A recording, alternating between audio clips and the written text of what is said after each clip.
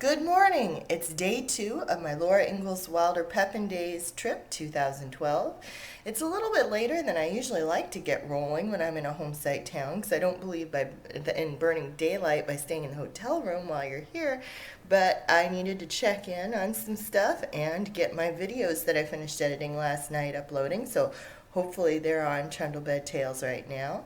I'm in my 1894 Laura outfit.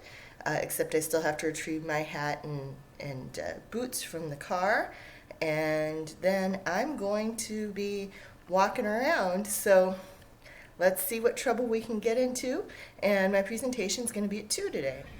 Laura's Victual House is still getting set up, which always makes me laugh. Just, I love a good pun. They're putting the final touches on the main stage. And this is where most of the activities are going to be today. It's where I'm going to present, it's where the spelling bee is, it's where the fiddle contest is, it's where Little Miss Laura is. And this is right on one side of the Laura Ingalls Wilder Park. I'm Grace, and I'm just here working with tickets at the information booth today. What are the rides that people can get tickets for?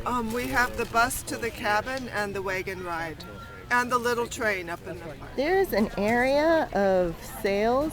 Some are Laura related, some aren't. They've been working on upping the quality of it, so it's always fun to see what they have this year.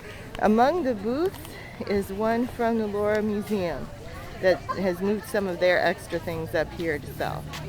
They're working on quilting a quilt that they're raffling off as a fundraiser for Laura Days. Show up and feel naked without your bonnet? You're in luck. You can get bonnets and even whole prairie dresses here. They're even selling wool mittens. Although Laura Days are the big Laura event for the season, they have other activities going on throughout the year.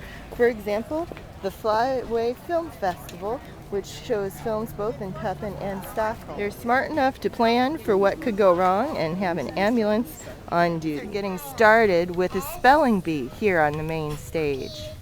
Okay, I decided I was still too full from my pizza at the Garden Pub last night for much in the way of breakfast, but I'm going to hit the Homemade Cafe for my first batch of the best iced tea in town.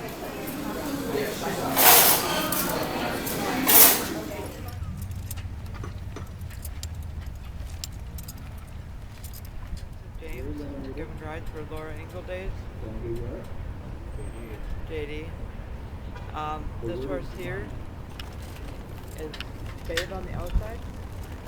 That is correct. We got Bonnie on the inside. Okay.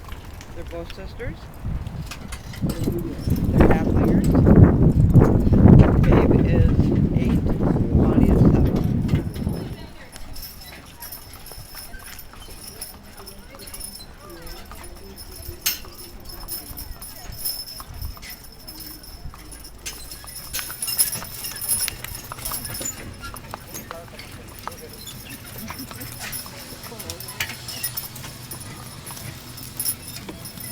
Can't see the bracelet.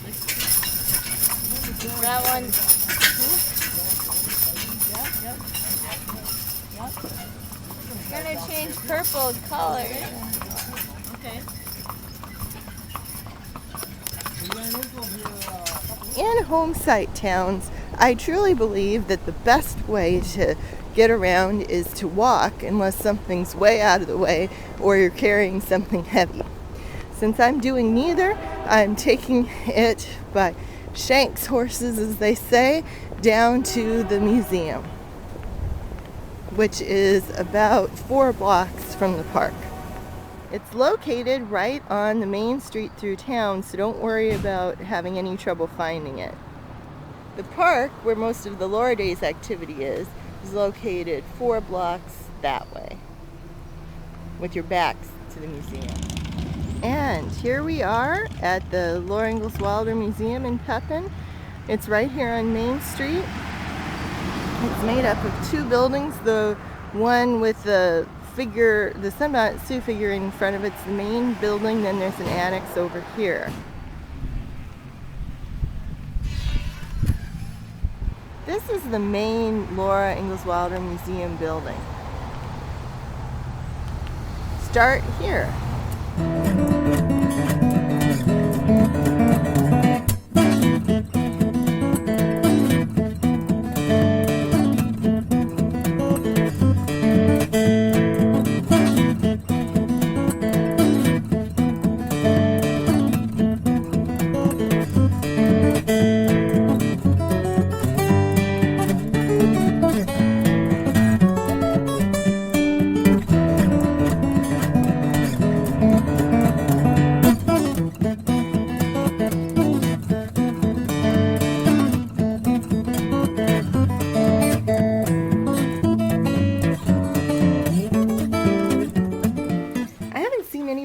explain this really well, but each one of the Laura sites, Pepin, Spring Valley, Walnut Grove, and Burr Oak, have created a Christmas ball, but you can only get this particular ball for that site at that site. So here in Pepin, you can only buy the Pepin ball.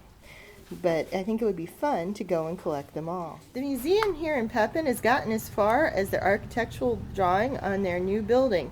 Between the two existing buildings, they're going to build a center part that's going to have public bathrooms and a lot more area for display. They are looking for donations, and hopefully this drawing will become a reality very soon. The groundbreaking should be later this fall. So it's good that it's going full steam ahead. This annex building is a relatively new addition. It used to be just a kind of rundown old garage looking building, but they renovated it. Inside the annex has a replica of a steamboat kids can climb up on, sort of larger historical items about Lake Pepin and the surrounding area, and several display cases with things of materials on Laura. People travel the Great River Road in all sorts of vehicles, from modern cars to classics to motorcycles. A lot of people take advantage of Laura Days to set up garage sales of all kinds.